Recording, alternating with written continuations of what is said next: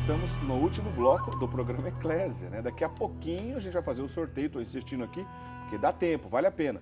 Ligue pra gente, pois todo mundo que ligar pra gente, deixar o seu nome, pergunta ou qualquer participação, faremos o sorteio de um livro sobre São Paulo, que tem tudo a ver com o tema de hoje. O Incansável Paulo de Tarso, do Beto Iesos, o mesmo autor do livro 9 Papas contra a Destruição do Mundo. Tanto o livro dos Papas quanto esse do Paulo, um belíssimo trabalho aí do Beto Iesos. Um abraço para o Beto, que fez esse livro interessante sobre São Paulo também. Vamos sortear já já, tá bom? Essas pessoas que aqui, só para dar alguns exemplos, de algumas pessoas que estão mandando aqui para a gente a sua participação, o William Vianes dos Santos, de Goianésia, Goiás, a Adir Cassiano da Silva, de Guapimirim, do Rio de Janeiro, está adorando os estudos sobre os Atos dos Apóstolos, está aqui parabenizando o programa. Maria de Fátima Pereira da Silva, de Uberaba, Minas Gerais. Joana Dark, quarto, de Alegre, Espírito Santo. Cleusa Maria de Jesus, Sônia Aparecida dos Santos. Todo o programa que a gente está conversando, as pessoas que mandam pergunta aqui para a gente, sempre chega a pergunta de outros temas. Não dá tempo da gente responder, né? Porque mal dá para a gente responder sobre o próprio tema do programa. Mas vou abrir uma exceção aqui rapidinho, Padre Guido. 15 segundos para a sua resposta, hein, Padre Guido? A Norvinda Valente dos Reis, de Andrade, aqui de Campinas, pergunta o seguinte. É possível mandar rezar missas pelas almas das pessoas vivas? O nome das pessoas? Norvinda. Dona Norvinda, se manda celebrar a Santa Missa pelas almas de pessoas falecidas. Podemos celebrar a missa nas intenções de pessoas vivas, não pelas almas. Pela saúde de alguém, pela conversão de uma outra pessoa, né? Alguém que precisa encontrar uma luz no final do túnel, nas intenções, para o bem, não para as almas das pessoas vivas. Se reza pelas almas das pessoas que nos precedem na vida eterna. Agora, uma pergunta sobre o tema de hoje. Aqui o William Viane dos Santos, que é de Goianésia, agora há pouco aqui li o nome dele. A pergunta ele quer resumindo assim, ó. É possível definir uma característica teológica dos Atos dos Apóstolos? Sim, obrigado por esta pergunta. É a missão do Espírito Santo. Dedicaremos um programa daqui a poucos dias, né, na ocasião do dia de Pentecostes. Isto é, a primeira manifestação oficial da igreja, sempre com Jesus que olha do alto, mas entrega os cuidados dos seus primeiros missionários. Sim. Tá certo. Bom, Padre Guido, o assunto relacionado ao martírio, tanto de Pedro quanto Paulo, é sempre fascinante. A gente já mostrou muita coisa aqui no programa. Quem assiste o programa Eclésia, já tem alguns anos que a gente trabalha aqui no programa Eclésia. Certamente no passado já curtiu alguns momentos bacanas que a gente mostrou aqui. Até pedi para o nosso diretor o Lucas separar umas imagens. A gente fez uma matéria exclusiva lá em Roma, eu e o Padre Guido fomos para Roma gravar nas basílicas. Gravamos dentro das 4 principais basílicas lá do Vaticano. São Pedro, São Paulo, São João e Santa Maria Maior. São Paulo, fora dos muros, a gente tem uma imagem, está aí, ó, essa é a Basílica São Paulo fora dos muros, também conhecido como Extramuros, dedicada a São Paulo. É o segundo maior templo, segunda maior igreja do mundo, Padre Guido, essa aí? Sim, exato. Só perde para qual? É para São Pedro. São Pedro é a maior do mundo, então. Essa aí é a segunda maior igreja do mundo, São Paulo, fora dos muros. Ô, Padre Guido, por que ela chama fora dos muros? Porque foi construída fora dos muros de Roma. Roma tem 7 muros. Na medida como a cidade aumentava, construíram outros muros, né?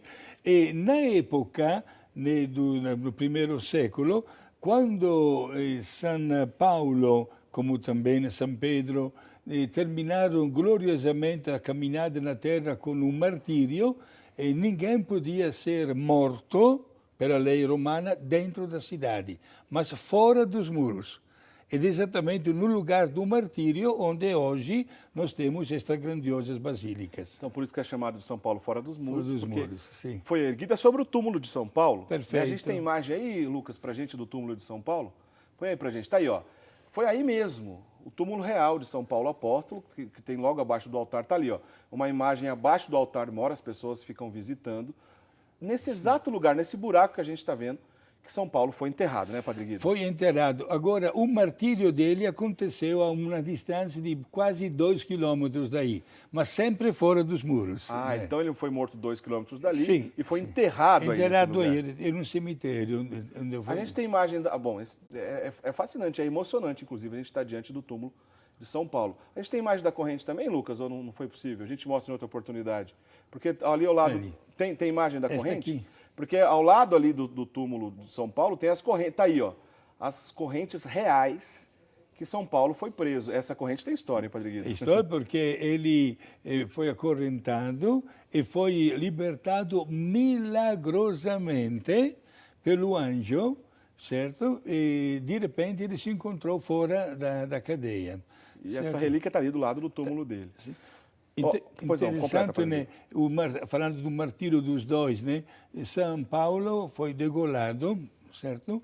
E ao passo que São Pedro recebeu como sentença a morte de cruz, isto é, como Jesus, o estilo tipicamente romano. Só que São Pedro, meus amigos, não se achou digno de morrer do mesmo jeito de Jesus e pediu aos seus carrascos e foi atendido na hora de ser crucificado de cabeça para baixo e pés para cima. Interessante. Bom, tanto para assistir essa matéria completa sobre São Paulo, a Basílica São Paulo fora dos muros, também como a Basílica de São Pedro, é fácil, a gente sempre diz aqui, mas vale insistir. Todos os nossos programas, gente, estão disponíveis lá no portal da Rede Século XXI.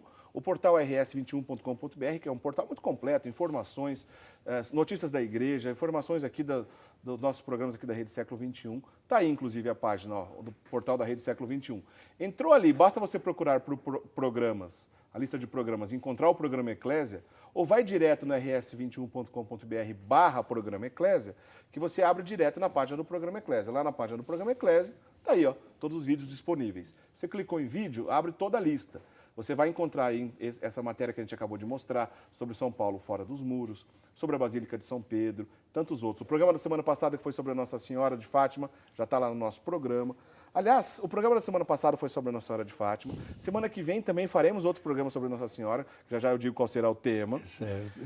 Mais uma pergunta aqui sobre os Atos dos Apóstolos, sobre Nossa Senhora. Nossa Senhora aparece nos Atos dos Apóstolos? Sim, diácono Eric.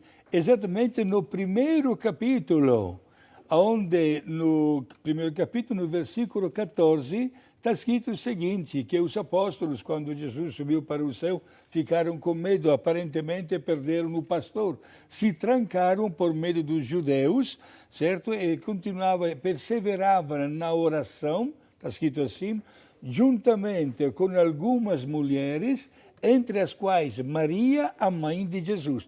É o versículo 14 do primeiro capítulo dos Atos dos Apóstolos. Rapidamente, agradecimento aqui ao Alessandro Gonçalves de Albuquerque, de Campinas, que ficou sócio aqui também da Rede Século XXI. Deus lhe pague. Muito obrigado.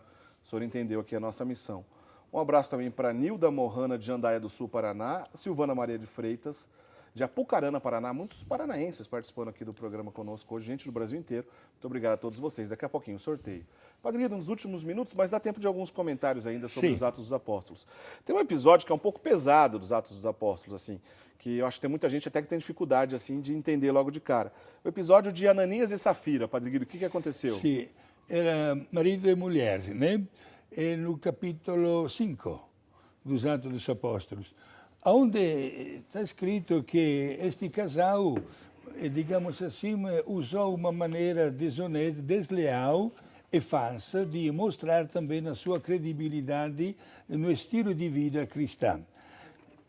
Está registrado que todas as pessoas que trabalhavam costumavam depositar aos pés dos apóstolos o que ganhavam para ser depois distribuído para as pessoas mais necessitadas. Certo. Este casal, Ananias e Safira, eram proprietários de terrenos. Venderam os terrenos e o que eles receberam, ficaram com uma parte e foram entregar o restante aos apóstolos, dizendo que aquele restante era exatamente o valor que tinham recebido diante da venda. Era uma mentira. O apóstolo falou bem claro, na frente dos dois, de uma maneira separada. Poderiam ter ficado com o dinheiro inteiro. Eram proprietários, não eram obrigados. Mas mentir publicamente na frente dos apóstolos, que tinham recebido só aquele valor, etc. Primeiro, Ananias caiu morto. E algumas horas depois se apresentou a esposa Safira, que repetiu a mesma versão do marido. E o apóstolo disse para esta senhora: olha para lá, está vendo aqueles homens? Estão voltando do enterro do seu marido, agora vão levar a senhora também para o cemitério. E aquela mulher também caiu morta. Que coisa, hein? Sim, dá de ver a seriedade. Isto é, não se pode usar uma máscara de falsidade diante dos princípios éticos que orientam a caminhada de uma pessoa.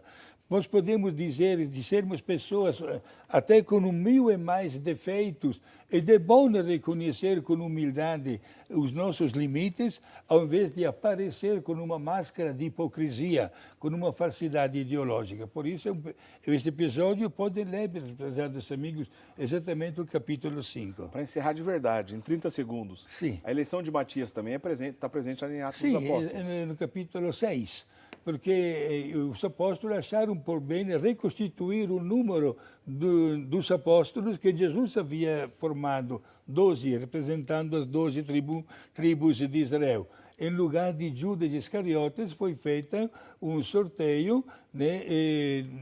Isto não foi uma orientação pessoal, não querer um ou outro. E o sorteio foi exatamente a favor de Matias, que foi agregado ao número dos apóstolos, e ele também ganhou o título de apóstolo.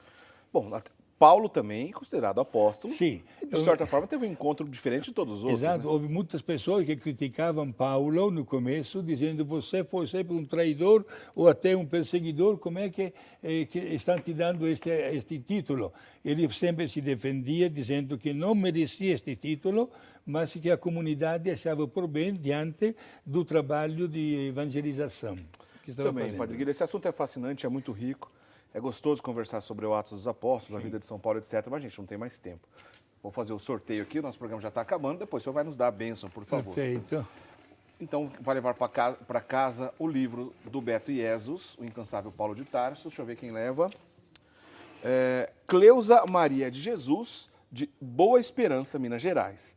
A Cleusa Maria de Jesus, de Boa Esperança, Minas Gerais, vai receber na sua casa o livro O Incansável Paulo de Tarso, do nosso amigo Beto Iesus. Obrigado, muito obrigado, viu, Cleusa? E todos que participaram conosco aqui também do nosso programa. Foi uma grande alegria fazer esse programa com vocês. Obrigado pelas participações, pelos sócios. Na semana que vem a gente tem mais programa Eclésia. O senhor nos dê a bênção e depois eu vou encerrar dizendo qual o tema da semana que vem. Aí, claro, né? Vou dar a bênção para todos. Um abraço especial ao Dr. Carlos Carvalho, Dona Cristina, a Luciana e Juliana, as filhas, como também ao Beto e a Dona Ladi de Criciúma, a família Gambolonga. Para todos vocês, prezados amigos, a bênção de Deus Pai, Filho e Espírito Santo. Amém. Obrigado. Padre Guido, na semana que vem ainda, mês de maio, qual será o tema do programa Eclésia? Vamos falar de Maria nos documentos do Vaticano II, com destaque Lumen Gentium, Luz dos Povos, e Marialis Cultus, o culto para Nossa Senhora. Que legal. Então, na semana que vem, mais um tema mariano. A presença de Nossa Senhora, a presença de Maria nos documentos do Concílio Vaticano II. Maria no Concílio Vaticano II é o assunto do programa Eclésia da semana que vem. Eu tenho certeza que vai ser bem legal essa conversa também. Gente, obrigado pela participação de todos. Obrigado, Padre Guido. Semana que vem a gente se encontra. Uma boa semana para todos vocês, tá bom? Semana que vem, então, a gente tem esse encontro para falar sobre Nossa Senhora. Um grande abraço. Até lá. Tchau, tchau.